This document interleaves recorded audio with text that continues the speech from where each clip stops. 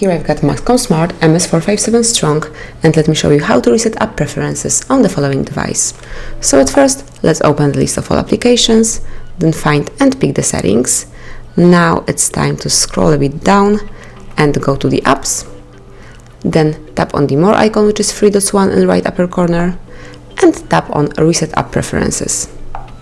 You have to be aware that this operation will reset all preferences for disabled apps, disabled app notifications, default application for actions, background data restriction for apps, and any permission restrictions. However, you will not lose any app data. If you still want to do it, click on Reset Apps. And that's it. You've just reset app preferences in your device. Congrats! Thank you for watching. Please subscribe our channel and leave the thumbs up.